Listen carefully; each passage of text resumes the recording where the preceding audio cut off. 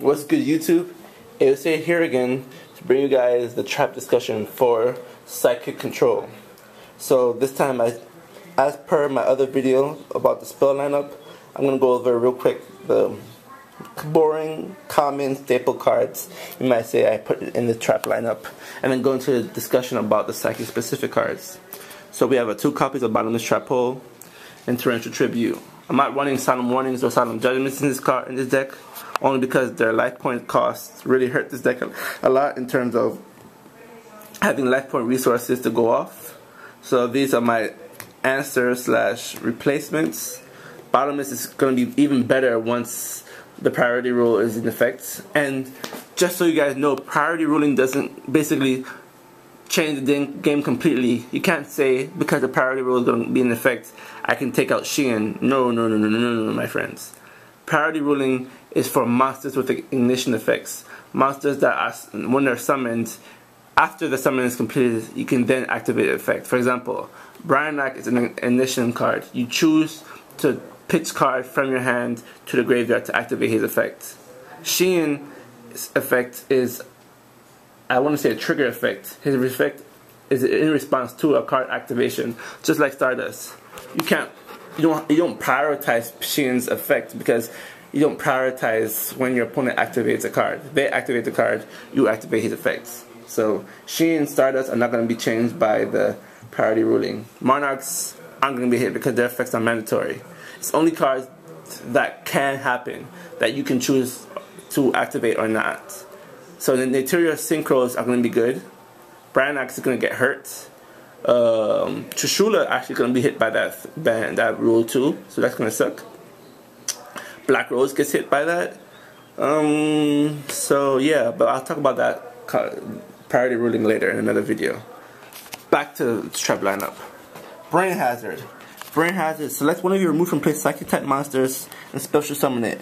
When this card is removed from the field, destroy that monster. When that monster is destroyed, destroy this card. If your card is haunted, which is unlimited, and affects the remove from play zone. You're removing from play a lot of monsters in this deck. This card is awesome and is essential to special summon those monsters. It's one of the reasons why I don't like Overload's Psychic. What's that card again? I just talked about it in my other video. The level 6, yes, Overdrive Teleporter. Why don't I like this card? Because he cannot be special summoned. If he could be special summoned along with this card, he would be broken. So I understand why he won't allow you to do that. But I like special summon monsters in this deck. That's the whole point of it. Special summoning and controlling. So you only want monsters who can be special summons. All your Psychic type tuners, Synchros, non-tuners, effect monsters can and should be special summoned with this effect. Psychic Trigger. Activate only when your life points are lower than your opponent's life points. Select 2 Psychic type monsters in your graveyard, remove them from play, then draw 2 cards. Psychic decks use life points like running water. So it's not going to be that hard to have your life points lower than your opponent's life points, even if you're in control of the duel. So once that condition is met, you add to the remove from play game mechanic, remove 2 of your Psychic type monsters from play, draw 2 cards. It's a nice draw engine, which adds to Esper Girl's draw engine capacity.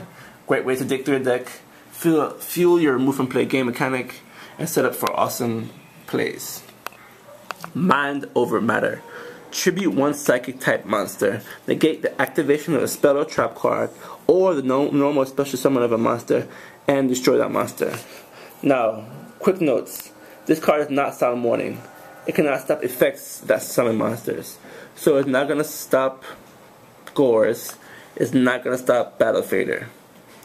First note. Second note. This card's cost is a tribute. This card's tribute is a cost. So even if they negate it with 7 tools, the monster who is tributed still goes to the graveyard. And so, like I was talking about, cards like her Psychic Cleric, whose effects activate when they're sent to the graveyard, go off, regardless of whether Mind Over Matter is successful or not. So, this is one card that's really nifty in this deck. It feels almost more than half of your Psychic plays in this deck because it sends all those monsters to the graveyard at a cost. And with monsters like Cleric, and the Witch, and what's his face? Silent Psychic Wizard. They allow you to actually negate, overcome the cost of the card by allowing you to special summon these monsters, regardless. Special summon a monster from your graveyard after activating the effect.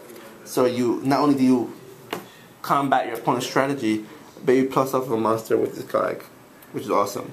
Or you can plus off of several monsters with this guy, which is super awesome. Which means that not only do you even out, you start to plus.